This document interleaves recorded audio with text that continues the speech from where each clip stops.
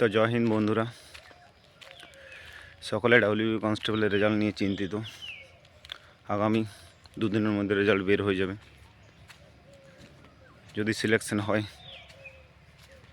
তাহলে খুবই ভালো, আর যদি সিলেকশন না হয় তাহলে কেপি কনস্টেবল যেন আবার পড়তে হবে। জানেনি কী হবে। 14,000 15,000-এর মতো তো ইন্টারভিউ দিয়েছে, কিছু ছেলে তো বাদ যাবেই। যারা বাদ যাবে তারা কেপির জন্য ভালো করে প্রিপারেশন নিও। এর মধ্যে যদি আমিও থেকে আমাকেও প্রিপারেশন নিতে হবে, চিন্তা করার কিছু নেই। যদি তুমি লেগে থাকো তোমার সাফল্য আসবেই, চিন্তা করো না।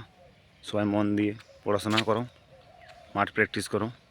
মাঠটা খুব গুরুত্বপূর্ণ, কারণ মাঠের গুরুত্ব তাকে জিজ্ঞেস করেছে 55-60 পেয়ে পরে মাঠে এই বছর ফেল করেছে ডাব্লিউবি কনস্টেবলে।